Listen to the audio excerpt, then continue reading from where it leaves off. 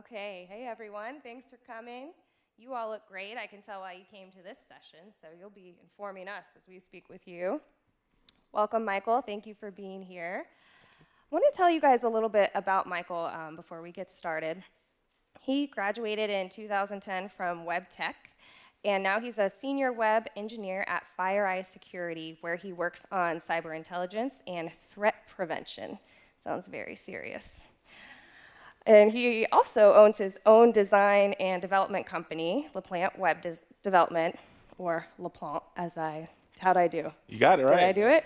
Good. So you're not a busy person at all, is what I'm taking from this. He's worked on a lot of different projects for companies like Google, Apple, and Facebook, and a lot of other brands you probably know. And you've also done a lot of work with startups, a lot of consulting work, right, with startups? Correct. And you're involved with an event called Tampa-based Startup Weekend. Could you tell us a little bit more about that? Yeah, so Tampa-based Startup Weekend is a 54-hour event where we basically want to instill the fact of entrepreneurship in people that haven't experienced it before. So you come together for a weekend, you meet a bunch of strangers, and by the end of the weekend, you come out and you've created some type of company. You have, your MVP, your minimum viable product. So it's really cool to see people get inspired during that weekend. You have a bunch of people that have done them before. You have people in different stages of the career. So it's a really good networking event. It's a good mixer. It's really good for the community that you live in. They're all over the United States. And really getting to know people and kind of launching your career if that's something you want to do as far as a startup. Very cool. One of the things I think is so interesting about your background is that you've been in so many different types of environments. You've owned your own company, you've worked for big brands, you've worked with startups. So a lot of times when we think about dressing for success, we think about wearing the suit and the tie, but you'll be able to speak to us about all kinds of different contexts. Correct. So that's really exciting for us. So to kick us off, what does dressing for success look like in your industry, both in the company that you work for as well as in the startup environment? Are they different? They are. So in the company I work for, FireEye, it's a technology company, so it's a very laid-back environment, usually jeans and polo type of environment. I work remotely for the company, so you can usually find me wearing some type of gym clothes in my house. But that's not to say when you go out to interview, you're dressing for the job. So like when I interviewed, I wore a suit like this, just because you want to prepare yourself and present yourself in the best way possible. Now working for a startup, that's a whole different animal. And again, a lot of those are really laid back. Those are your jeans and hoodie type of environment.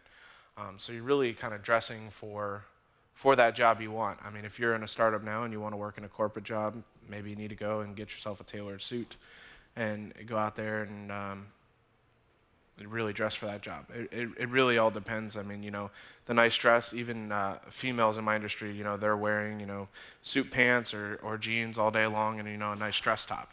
It's really, it's laid back once you're in there, but the whole interview process is usually where everybody's wearing the suits. But there are plenty of days in many technology companies that I've been a part of through my career where they call them formal days. So, you usually wear your jeans and your polos, and then they let you know, hey, it's a formal day. And during that day, you better be wearing a suit because that's when clients are coming into the office, so they want you to look presentable. So it's always fun when those days come around. Cool. So even if you work in a casual environment, it's important to have kind of those staples in your closet. Correct. What about... Could you tell a story or two? Has there ever been a time where you felt your dress contributed to a particular opportunity, or you happened to be ready for a meeting you got pulled into? Not really from a meeting perspective that I was ever pulled into, but there have been plenty of times where I've gone out to networking mixers and those types of events where I've been on a job search or trying to gain new clients. And I've just dressed nice, maybe not full suit, but shirt, tie, button down, something of that matter. And people will pull me into conversation and say, hey, here's Michael, here's what he does, why don't you guys chat? Whereas if I showed up in just, jeans and a t-shirt, like a graphic tee, they never would have made that introduction because it's somebody that's a CEO of a company or a CTO. I mean, they're high-level executives that, want you to present yourself nice and seem like you're put together and know what you're talking about. I mean, 99% of the time we're all faking it anyway. But For that 1%, you kind of need to seem like you know what you're talking about. For sure, and especially for those looking to build their own companies, would you say it's important to present yourself in a particular way around investors or in scenarios where you might meet investors? Yeah, there's definitely when you're talking with investors, typically investors are older folks, so they're going to be always dressed in their suits, their dresses. They're going to come dressed to the nines, and they're going to expect the same of you. If they're going to be giving you money or investment, they want the same out of you. And it's always funny that we're talking about this because 2 years ago I stood up here on stage with a panel and I said, you'll never see me in a suit. And here I am doing a panel about how to dress well. So it's just funny. You're dressing for the occasion. My brand is not really the suit guy. But I know how to do it and when I need to do it, and there are specific times, investments, meeting with clients. It's always nice to have that suit jacket, for funerals, that kind of stuff. I mean, you can get these different outfits, and they can have multi-purposes. I mean, a black suit jacket will serve you multiple occasions all in one. Sure. So what made you go from saying you'll never wear a suit to creating this session? Why do you think it's important for these folks here to hear what you're saying? It really, there comes a point where you go, especially in my own company, where I went from having a certain type of client, a client that's in, the 3-digit, 4-digit type of figure to the client that's in the 5 to 6 figure type of digit that you're trying to acquire. And when you make that shift, they're going to expect a different type of dress and a different way that you present yourself. And part of that is, dressing well, keeping yourself groomed. I mean, I know there are a lot of Hall of Famers this week that have nice beards, but if you look at them, they're all very well kept and maintained. Smelling good, I know there's always the thing, hey, you need to remember to shower, but it's a very common thing when you get super busy in the industry. Sometimes that's one of those things that slips to the side. You need to remember to do that because if you smell good, somebody's going to want to talk to you. And that's a pretty big thing. I know plenty of people have always come up to me and introduced me as the really nice smelling guy. That's just one of those things I never forget. There's always some type of bottle of cologne or perfume around that I spritz myself with before going into an event. And when you do that, less is more. I mean, you don't need to pour the whole bottle over yourself. 1 or 2 sprays is good enough. Well, we often hear dress for the job you want, not the job you have. What does that mean to you? And is there ever a time to break that rule? I'm thinking of a lot of times a student will say, I want to be the next Steve Jobs, so I should dress in jeans every day. How do you respond to that? It's an interesting thing. I always think you're dressing for that job you want, but there are times where you break it. For instance, I'll use Raymond James as a company. They're a financial company, and they're a very business suit, khaki type of company. But they have this internship program where when you go to interview, they expect you to be kind of dressed to the nines, and then they take you on like this second stage interview where they take you out on a yacht and see how you react around clients. And that's more of a dress down environment. You still have to present yourself and act accordingly, but you can dress down and have a good time and speak with clients. You're drinking, so they mix in, hey, how do you handle alcohol at a networking event with clients? And it's a really cool perspective changing thing that when I was turned on to it, I was like, this is really a big deal because you're going to be put into those situations, whether you're running your own company or working for a company. There's always going to be the one-on-one with clients. There's always going to be that networking mixer where alcohol is involved. And do you handle that well? Do you know how to maintain alcohol? Do you know how to put water in the cup and act like it's alcohol? That kind of stuff. That's a good one. That's a good trick. It's a very good trick. It comes off well. If you use soda water, that's even better.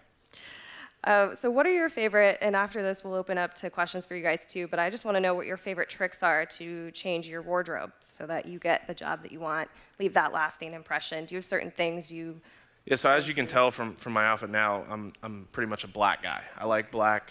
It's a great thing, but even little things like a little bit of color in the tie, or if I'm wearing jeans, a little bit of color in the top. I mean, I dress very Steve Jobs-ish, jeans and a black T-shirt. I mean, even when I'm in gym clothes, it's shorts and a black T-shirt.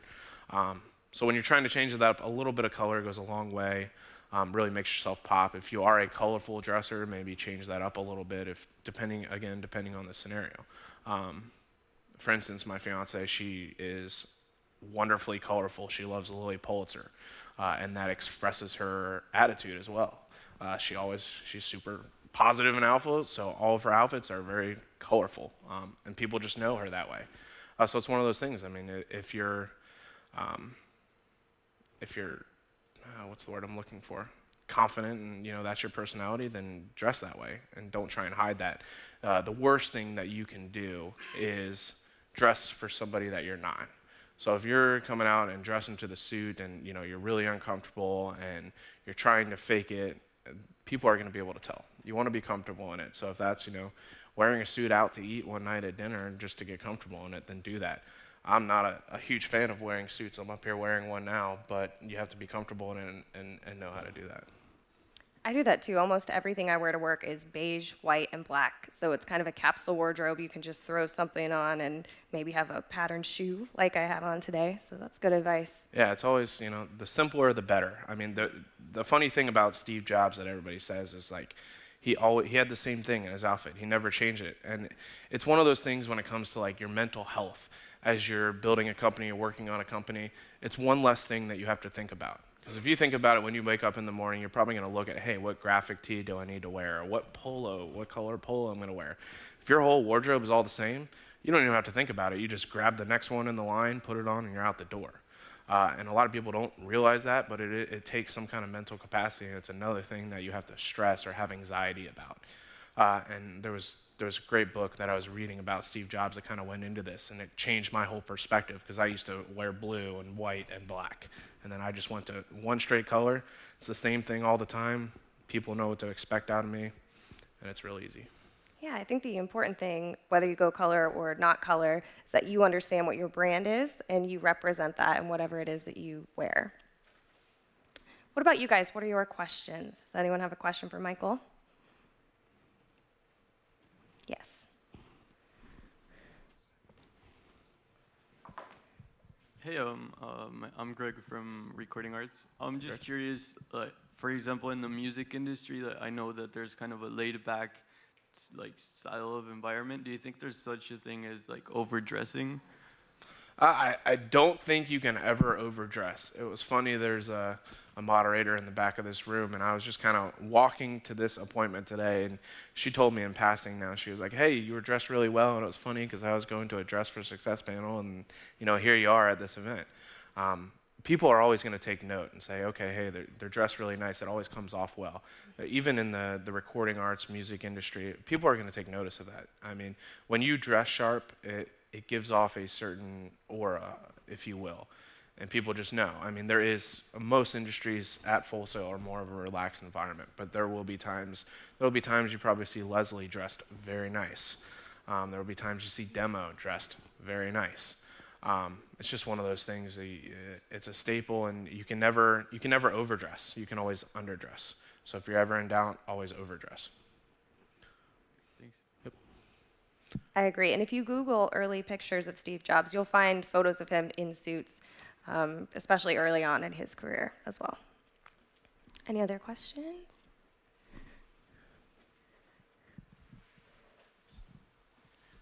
My question is, at my job, it's a fine line between dressing a certain way for when people are coming in and viewing the place, and I have a video background, so there's also the fine line of being comfortable all day on your feet, carrying equipment around. So how do you find that line between dressing how you should for the job, but also practically for your job? So, I mean, you can see my outfit up here. It looks like a normal suit. Nod yes or no. Does it? It looks pretty normal. These pants are the greatest thing in the world. They're like stretchy pants, golf pants. So they're not super tailored pants. So that's one of those things. I'm going to be in the outfit all day, so I'm kind of dressing for being comfortable.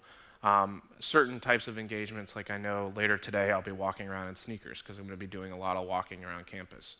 So there are certain things where you can change those little bits of the outfit to be comfortable. I mean, the shirt that I have is meant to be worn untucked, so it's more flexible and movement oriented. So there are certain little keys to different outfits where you can get those comfort factors and still look well. And that's one of the things I've always searched for, because I was never, as of 2 years ago, a huge fan of dressing well. And then I got caught onto all these little, like, hey, there's tailored pants that are stretchy, and hey, there's, these shirts that also have stretchy fabric and that type of stuff. So it's a little more form-fitting, easier to move free, and, you can do all these motions without feeling like you're stiff like a rock.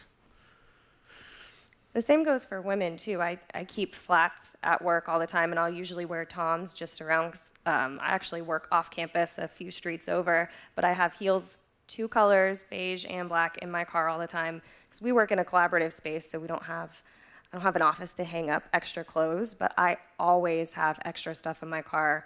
I've gone to Target before if I wore jeans on a casual day and then a meeting popped up, and I'll just run out and grab a dress, and then you have it forever. So those things you can just throw on can be really great, but it does make a big difference to have something you can just throw on: extra dress shoes, heels, a chunky necklace, something to dress up your look a little bit. Yeah, I mean, the car is a wonderful thing. I keep, you always see the go bags in movies. I keep a go bag of different outfits in my trunk. I just have a little bag in there. It's got, a nice button-down shirt. It's got, some workout clothes. It's got a couple different pairs of shoes, like Jessica was saying. And it may not even be for me. There have been people where we've been going to an event, and they're like, oh, hey, I forgot to wear shoes. And I'm like, hey, I got those in my car. Here you go. You can wear them for the event, and now we're all set.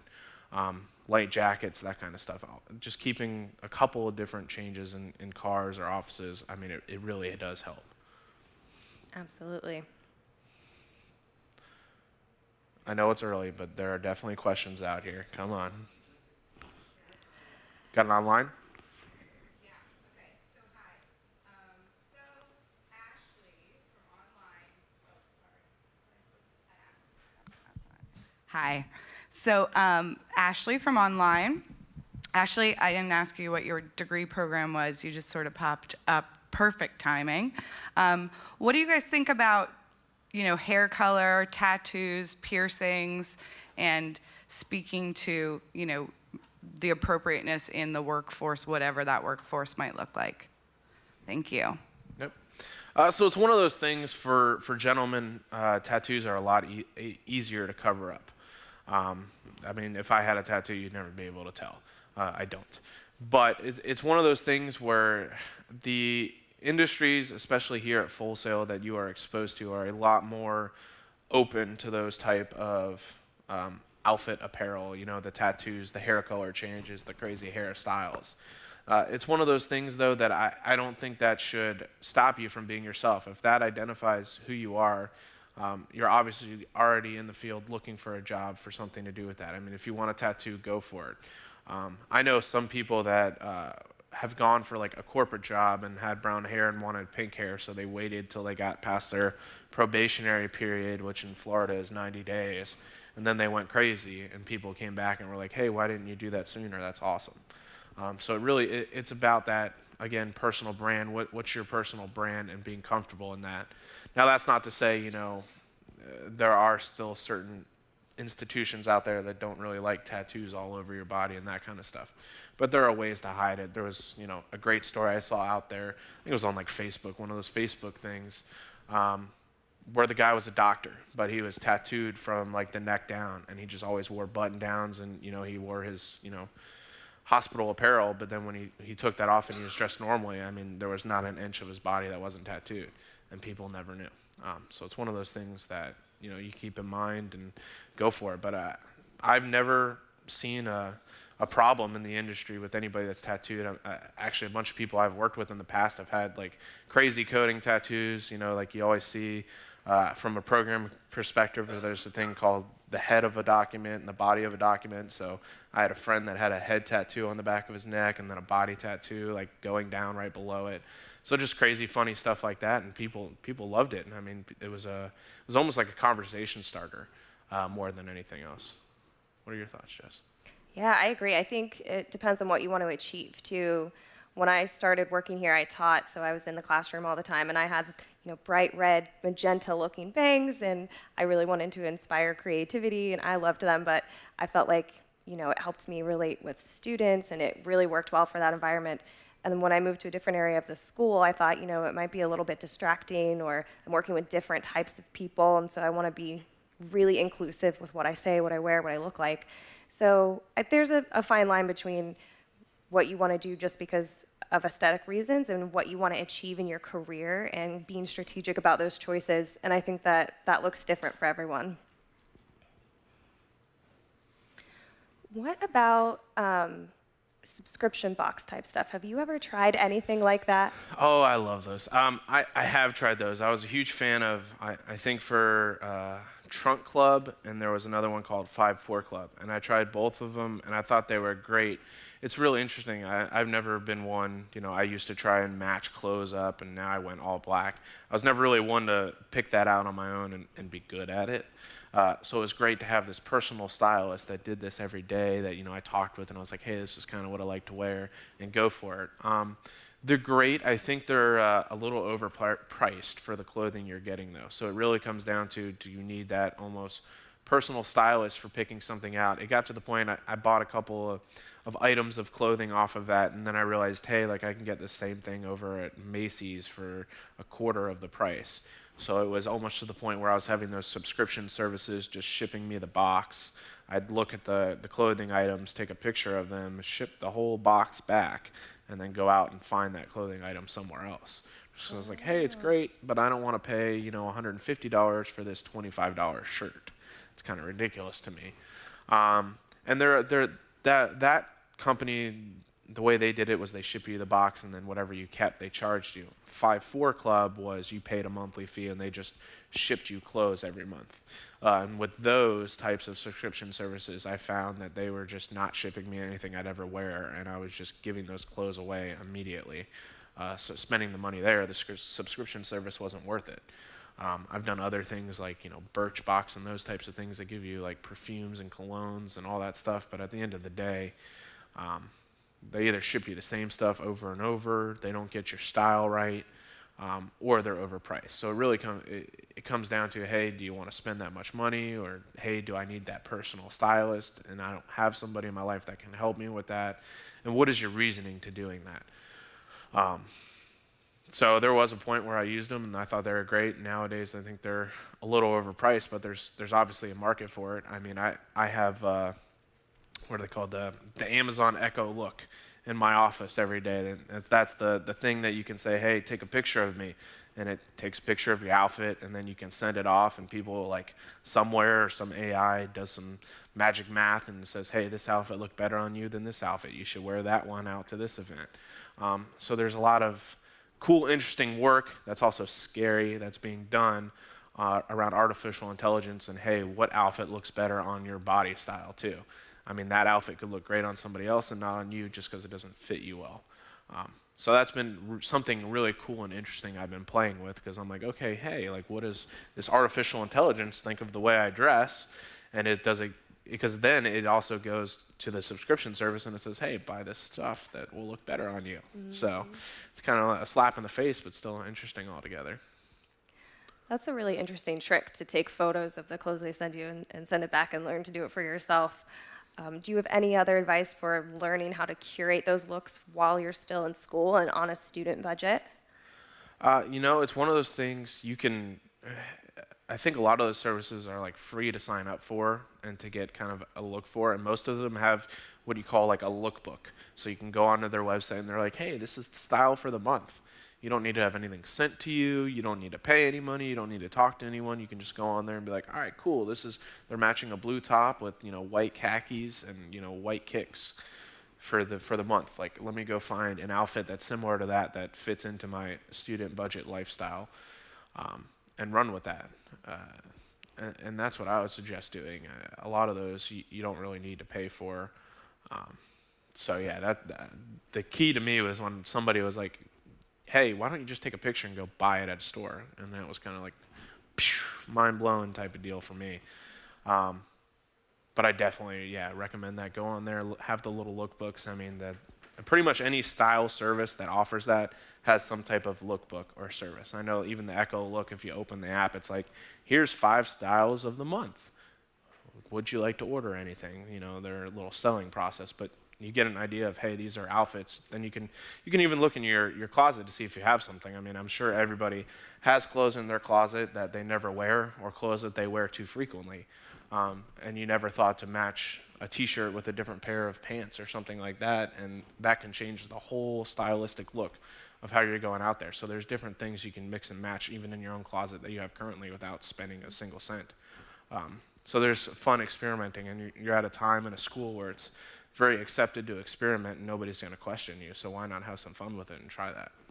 Definitely. That was my next thought as well. If you start now, you have time to get stuff secondhand. I did a lot of that at the end of grad school and would get things from friends, and you can get a jacket or a pair of jeans or something like that tailored for not very much money, because once you start working, you might not have a lot of money coming in. So all of a sudden you have an event, or you know if someone's going to be coming into the office and you want to try to get FaceTime with that person, and you're scrambling because you can't afford to go out and buy all the stuff that you want in the first couple of months, especially if you're interning. So I think that would be my biggest piece of advice, is start now. Make a list of staples you want to have by the time you graduate, or even now, and start collecting those things, even if it's secondhand. You can get a lot of really nice things. As like Goodwill and Salvation Army are steals.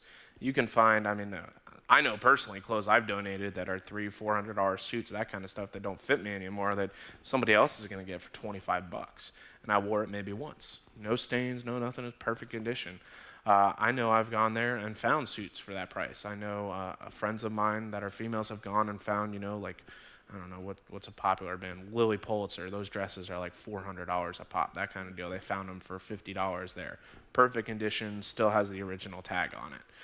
So there are a lot of people that buy a ton of clothes. I was guilty of this, and then never wear them and end up donating them a few years later, and you can pick up these steals for really inexpensive. So it's always, when I recommend students that are like, hey, I don't have this budget to buy a $400 tailored suit, I'm like, hey, go to Goodwill or Salvation Army. I bet you can get that same thing for $25. And then you're good to go and you can look sharp. Absolutely. What about accessories? Once you get to the workplace, do you use a briefcase? Do you carry around a backpack? Yeah, so I've never been a fan of the briefcase movement, if you will. I've always been a backpack fan since I went to Full Sail. I'm a backpack snob, if you will. I think I have like 15 different backpacks at my house, and each one has a different occasion per whatever type of meeting I'm going to. I have like a really nice leather one that I bring to really nice meetings, and then I have my everyday backpack that has rips that I had 10 years ago when I was still here at Full Sail. So I think the accessory, as far as how you're storing stuff, you want it to be functional.